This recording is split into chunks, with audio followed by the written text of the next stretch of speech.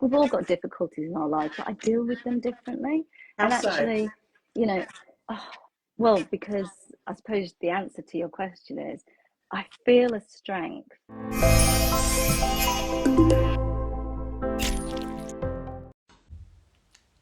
Hello, good evening, good afternoon, or good morning, depending where you are on in the world. I'm Ellen. I'm gonna, and I am going to be joined by the lovely Annie, hopefully very soon. Who? There we are. This looks super smooth. Look at that. Hello, can you hear me? Yeah, I can hear you and Oh everything. my goodness, thank you. I'm so glad. Let me just put you in a holder so that I can not have to hold the phone. Yeah, perfect. Hi, Hi. Annie. So for anyone that doesn't know, this is Annie, Miss Annie Knowles. Annie, what's your Instagram tag? So it's AF Yeah. underscore Rainbow Rider. Okay. So Annie, I've known you what 3 years, 3.5 years. Yeah. Annie has been sober. How long have you been alcohol free now for, Annie? I should know this because I posted it yesterday. It's 1,201 days. Fantastic, congratulations. And I've had the pleasure of kind of supporting Annie to a certain extent, and certainly witnessing your journey into sobriety and this massive success that you're having in sobriety. So You've tonight we're going to hear a little bit about Annie, introduce yourself, and we're going to chat through like just normal conversation like we normally do. yeah. So Annie, would you like to tell everyone a little bit about yourself? So I live in London. I'm married with two grown children, 19 and 24. And I have worked for the NHS for 33 years, and I took early retirement in December. So I'm Fantastic. now free to just to do other things. And yeah, so as I said, I quit alcohol in December of 21, Yeah. and you have been hugely instrumental in my journey, and for lots of different reasons, being one of the coaches on one of the first groups that I joined, just getting me comfortable with going to Zooms and things like that.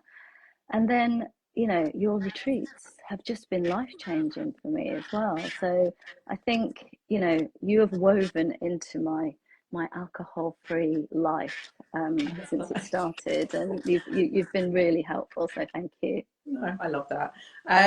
Okay, so tonight we're going to talk a little bit about what made you first question. I'm sure that this will be the first of many times, hopefully, that we connect on Instagram Live so that people get to know your journey, get to know you a little bit more.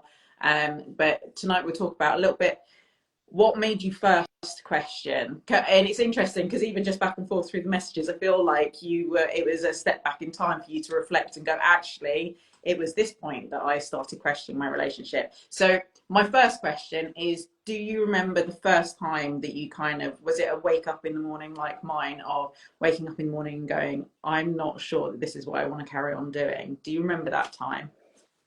So, like I said to you in one of our messages, I mean, for me, the pivotal moment was a time down the supermarket aisle in Sainsbury's with a shopping basket, and I was in the booze aisle, and I remember picking up a bottle of wine, and this was in 2020, so it would have been the summer of 2020, Okay.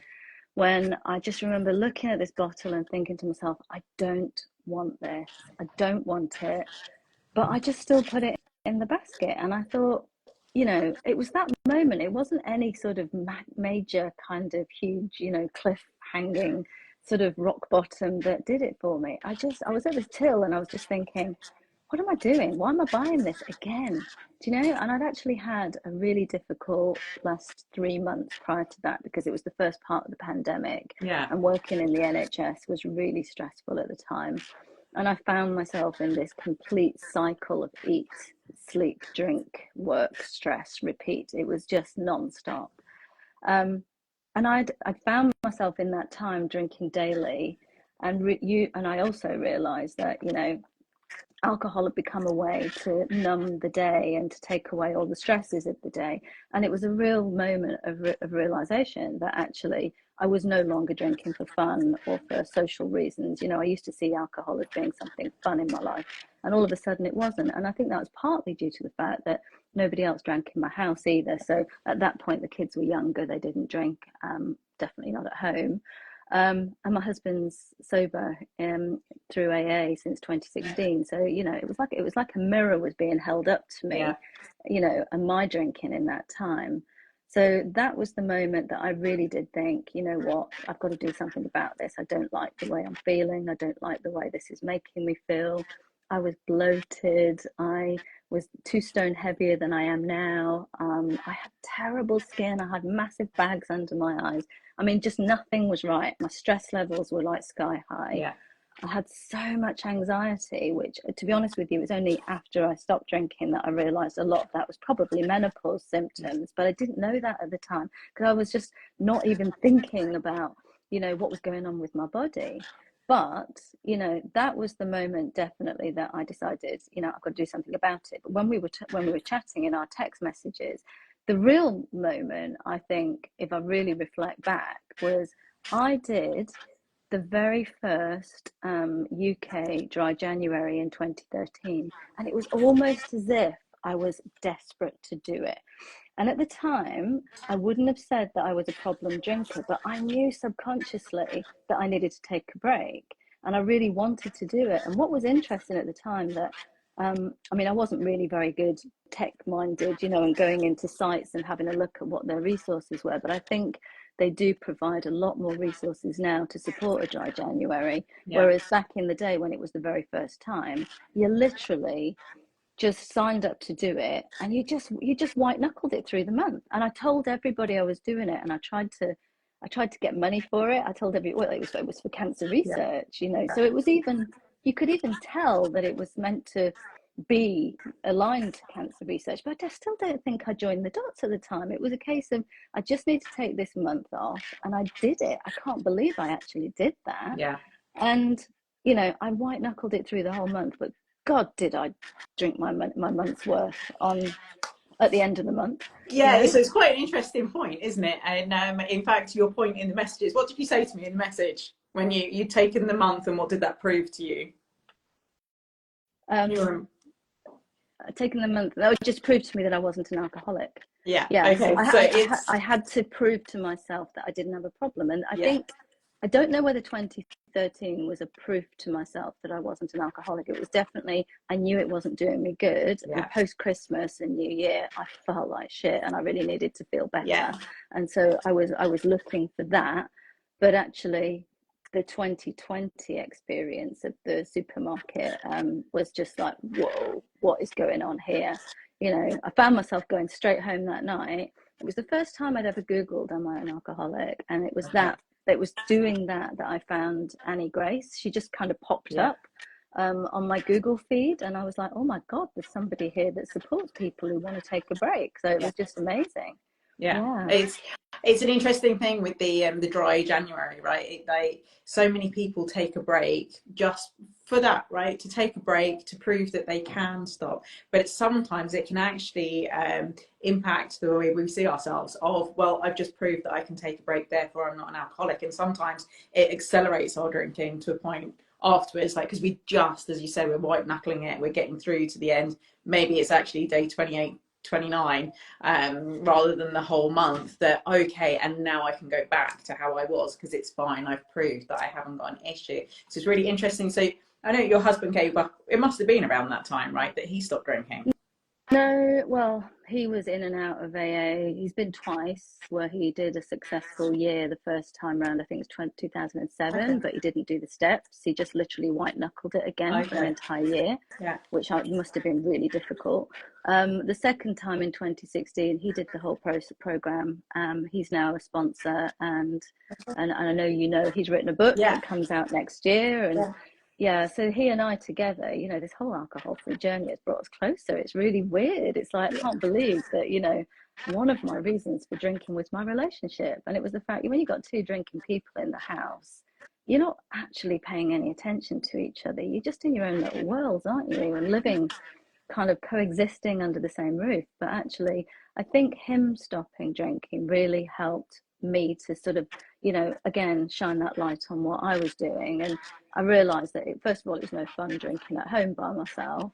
But I still did it for many years. You know, he quit in 2016 and I carried on. Yeah. But it took me till 2020 to sort of really think this isn't fun anymore. Nothing is fun about this. Well, everything is negative. It's really interesting because both you and your husband work within the NHS as Mm. well.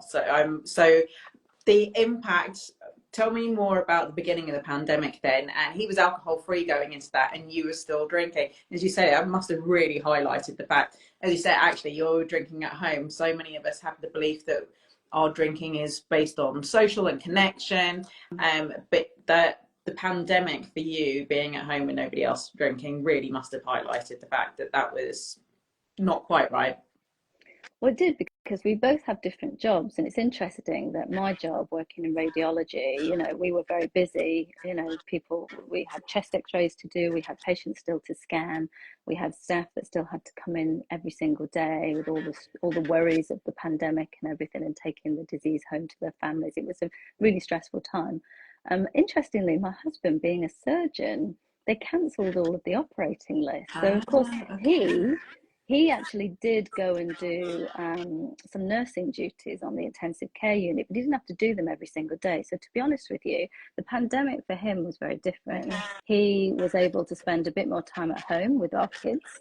I found, you know, that he was quite happily playing his guitar, and in fact he wrote his first draft of his book in 2020. Okay. So that, you know, and in fact he also wrote, if anybody saw my Instagram post that I posted yesterday, there was a song that sort of accompanies the pictures that I put up, called Rainbow's End. He wrote that on Easter Sunday, for the Easter weekend of 2020.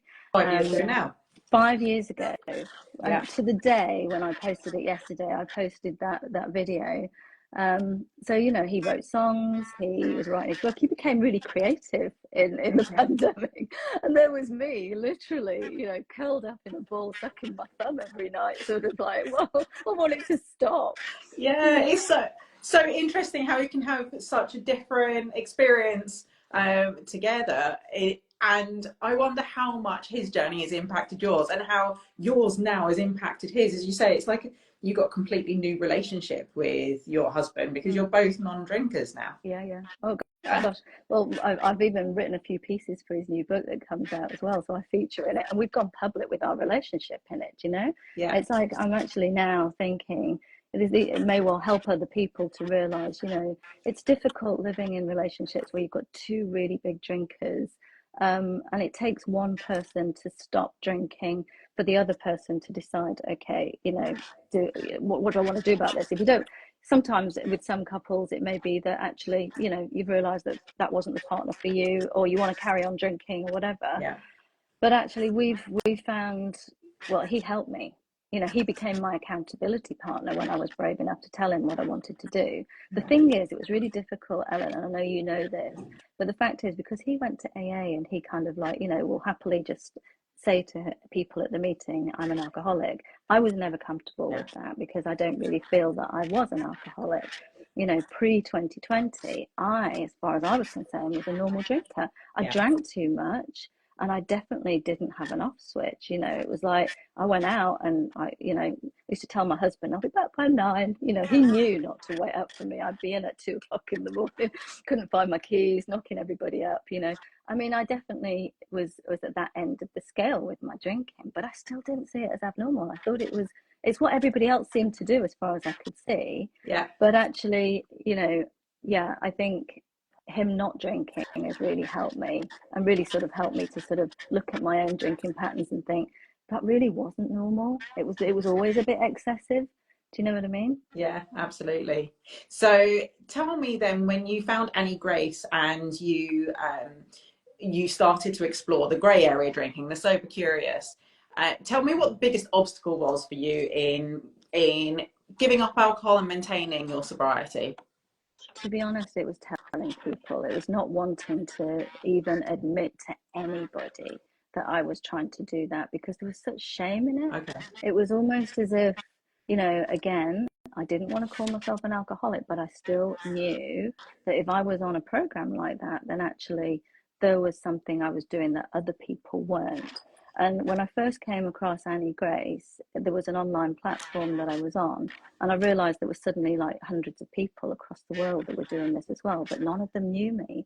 And so you felt a little bit safe because you weren't actually, you know, having to deal with people who were part of your life, if you like. Yeah. So the reason that it took me 18 months of moderating, even though I'd had this wonderful first, you know, it was actually 45 days the first time I did it, because even though it was only a 30-day program, I actually carried it on for a bit longer, for 15 days more. And I really think, you know, at the time, that gave me enough of an experience to know what being alcohol free felt like, you know, better sleep, just less stress. I felt so much calmer. You know, I know they say you shouldn't do this, but I did decide to do daily exercise while I was trying to give up the alcohol the first time. Yeah. And I literally plugged myself into audiobooks, to podcasts. You know, I listened to Alcohol Explained and Annie Grace's This Naked Mind. Those were the first two audiobooks I had literally on repeat during my dog walks for that 45 days. And then I did daily exercise. So actually, by the end of the 45 days, I'd lost a little bit of weight. I was feeling fantastic. Yeah.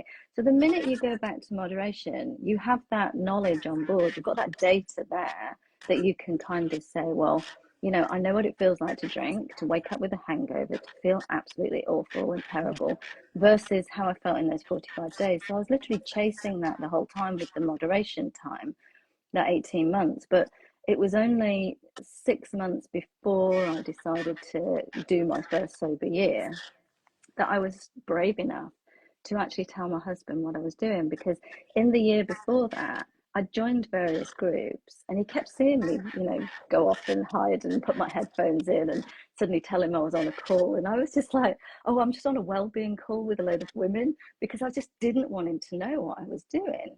Can I ask why? What felt so uncomfortable about telling him at the time? Can you remember? It was just the whole thing of, you know, he was really comfortable with himself being somebody that had struggled with alcohol.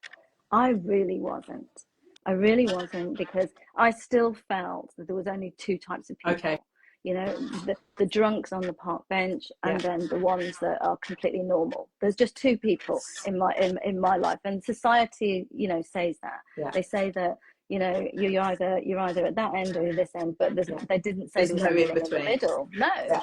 No, I mean, when I think back, I was the same. And I think that belief just held me back for so long and kept me stuck for so long, because I didn't think anybody in the middle had the right, really, or needed to stop drinking. And it just kept me stuck. So how did you get over that? And what did it feel like when you did get over that and you were open with your husband? Oh my God, it was amazing to have somebody that was there in your corner. Do you know what? The very first time we were going to my friend's 50th birthday, and I told him like about 3 or 4 days before what I was doing. And I just said to him, look, you know, I am trying to stop drinking. He was really surprised, actually. He thought he thought I'd cut down. He hadn't really seen me drinking. I don't think he'd really paid attention.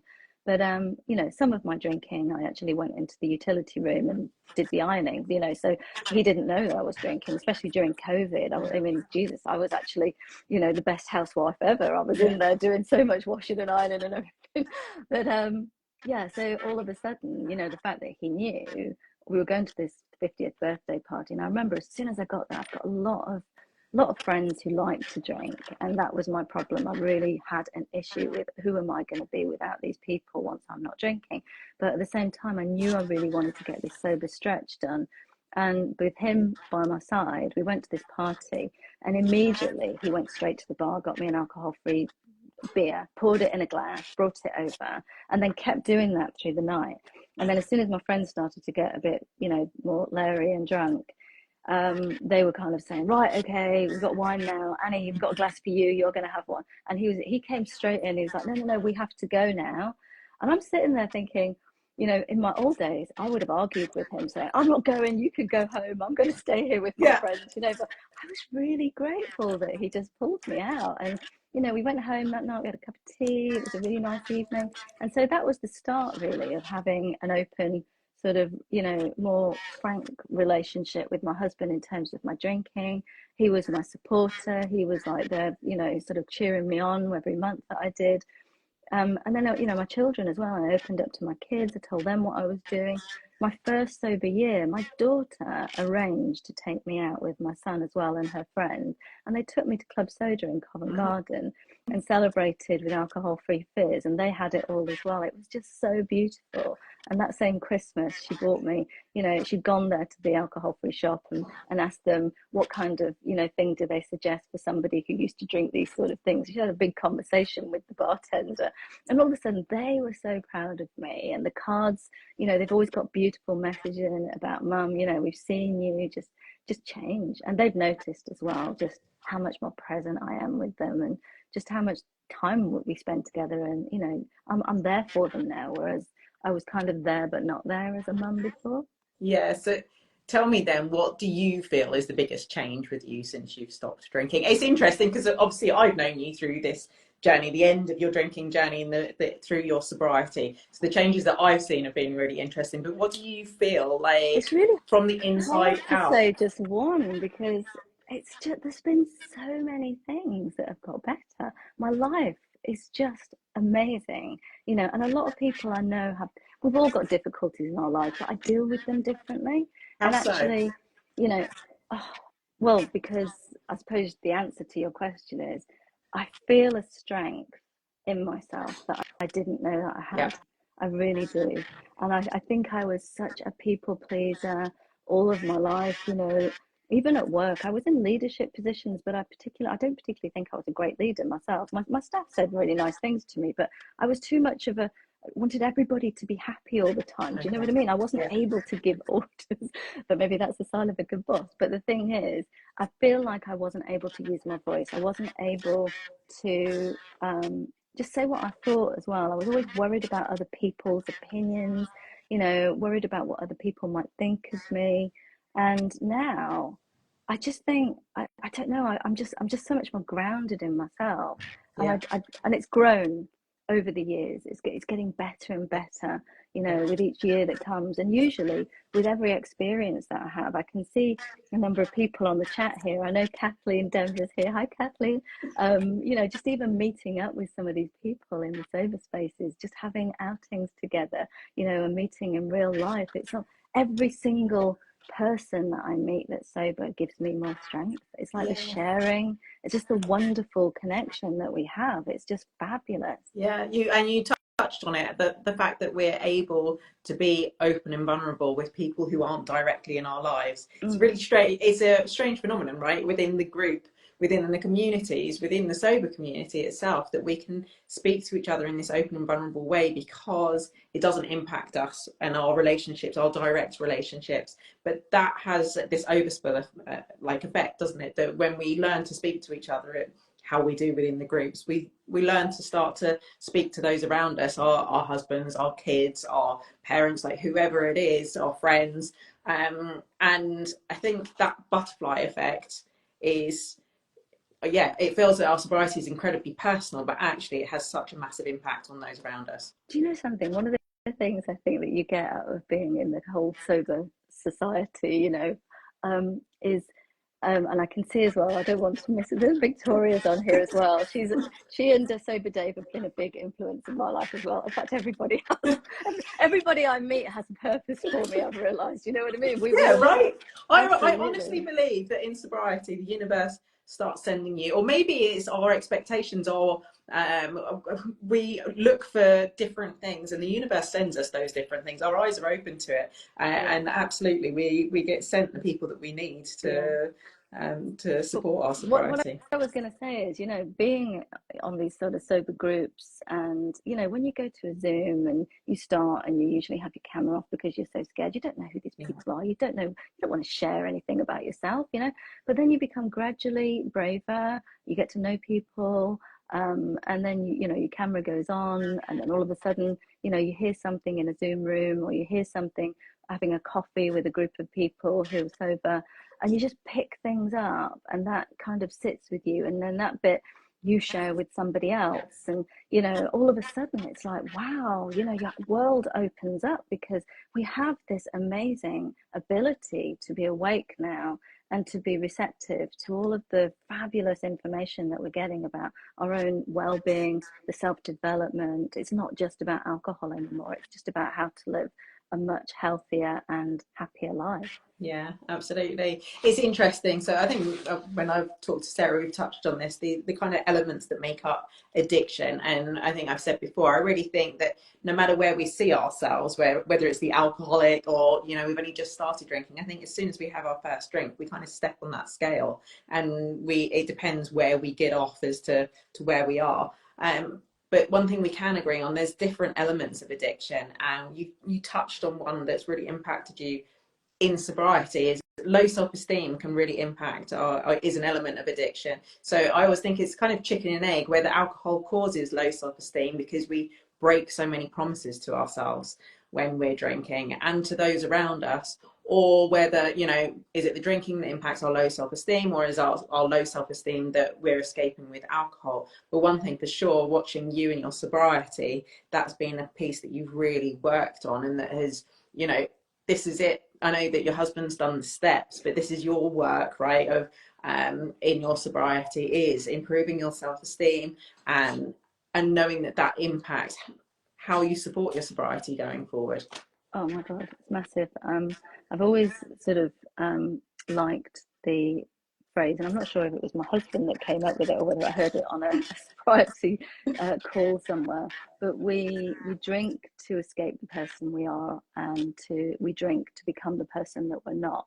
And actually, I had no idea who I really was underneath the alcohol. So when it comes to self-esteem, it was only when I actually removed it and I realized I had rock bottom self-esteem. It was almost like the alcohol had really made me become somebody that I wasn't. Yeah.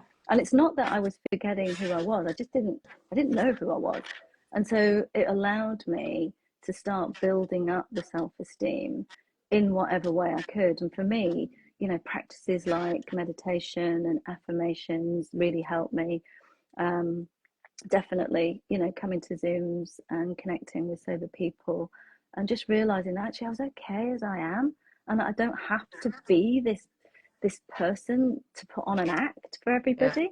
You know, I feel like I did that for decades. I was you know, always trying to be somebody that I wasn't. And so I think, you know, it's getting to the root of that self-esteem as well, actually, has been really helpful for me, because really taking myself right back to the beginning. And I know we haven't got time here today to talk about it, but we've talked about it plenty before. You know, I was adopted, and it's all of that deep work that you really do that makes you realize, wow, this is a reason for this. But actually, I can change the narrative, I can change the story.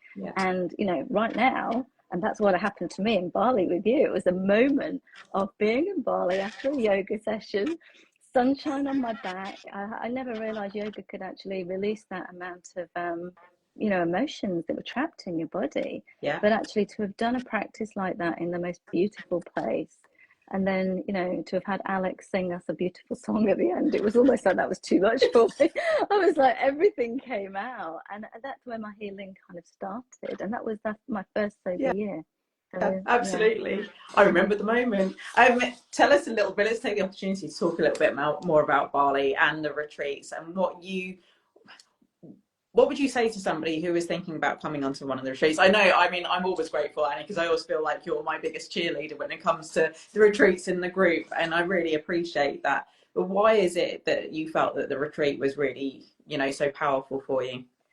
So a number of reasons. First of all, I think anybody that has never been on a retreat before and never been to somewhere like Bali are going to think to themselves, it's too expensive. Yeah. And when you think of the expense, we don't actually think of, first of all, you know, how much money am I saving, first of all, by not drinking? But also, you know, what investment am I putting into myself? Because we just don't do that. I never, ever invested in myself, you know? Investing in myself meant buying a bottle of wine. That was what I did. And then all of a sudden it was like, I've got this idea that I could potentially go to a retreat. And at that point, I kind of knew you, but I didn't really know the other people that well going on it. Kind of had met a few of them before, some of them I'd never met before.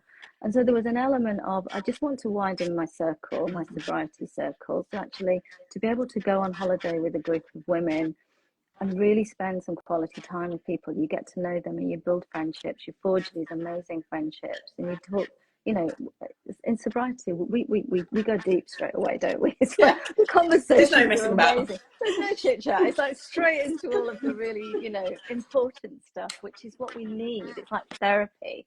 But actually to be able to go away, where you go on a planned trip where, you know, you've gone and just chosen the most amazing activities for women to do together that really help to, you know, awaken the senses, but also, you know, help with that sort of building those relationships of, you know, especially if you're the sort of person who, you know, you're anxious about meeting new people. It's like really nice when you're doing an activity together because you've always got a focus of doing something, but it gives you an opportunity to see the country as well. We moved around with some of those activities, and actually even the whole thing of traveling alone. My God, I used to make my husband used to deal with the passports, the tickets, everything.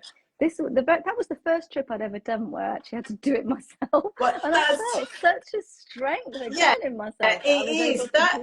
That's, I mean, when I think back to why I started creating the retreats, it was purely for that. I remember when I like gave up alcohol, I felt like I could take on the world, and I had only ever traveled with my husband, like never ever alone, because I'd been with him since I was 17. Yeah. So when the opportunity came up for me to go to New Zealand by myself and I said yes, and I did that travel, I realized how much it impacted my self-esteem, right? Like doing all these things by myself, overcoming them, having such fear.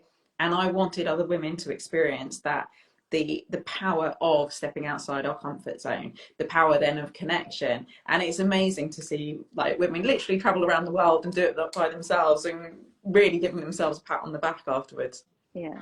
Yeah. It really, I couldn't believe it actually that I'd managed to do that by myself. But also, you know, to do a long haul flight and not drink, it was like, even everything was a test from the beginning, but it just made me stronger. Actually, I'd had a good stretch before that, but I know some of the other women that came, you know, sometimes didn't. And so it's just a really good, and when you know you're going to go to a retreat like that, it's just an amazing kind of thing to have that keeps you sober, because you know you want to continue. So that because the first time I went with you was November, and so I'd already decided at that beginning of the year I was going to be sober for the year. So I just kept holding on to November. I've just got to keep going until, you know, not until I get there. I was like, get me going, and like, that will help me through my year, and it was what spurred me on. But And now you're going back to do your teacher's training with Alex, right? So we did the yoga together in Bali with Alex, sober yoga girl Alex, who does the yoga every year for us at the retreat. And you're going back in July, is it? I'm going. I can't believe I'm doing this actually, but you know what? I am not the most flexible person. I can't do all of these bendy poses and whatever, but actually that's not what yoga is about. Absolutely not. And I've realized the beauty and the benefit of yoga in my life in terms of, you know, just really allowing me to be grounded, that breath work that comes with it, the real sort of stilling of the thoughts, and just trying to, you know, just be in the practice and just how good I feel afterwards. And so yeah, I am going to train to be a yoga teacher in July. I'm going to Bali and spending a whole month there. And you know, at 55, it's not too late. You know what I mean? I am really looking forward to saying that I'm a trained yoga teacher. I know that's only going to be the beginning, because I'm going to have to. There's only 200 hours. I've got to build on that afterwards. But I'm also doing at the moment the Yoga Sutra study as well, which is an extra 100 hours. So I'm really learning about the philosophy of yoga, and it's just again, it's all self-development. It's about just all these wonderful things that you keep on learning. It really supports your sobriety going forward, right? All of this stuff. And I think it's an amazing journey for you. Who would have thought 5 years ago, when you were stood there like and at the beginning of the pandemic, that this is where you are now? And tell me a little bit more and share a little bit more about what you're doing within the NHS and with your coaching, because you're now coaching too, right? Yep. So I trained as a sobriety coach and a life coach, and I run or co-run a blue light emergency services alcohol experiment for the police, the NHS, the fire crew, and the ambulance crew.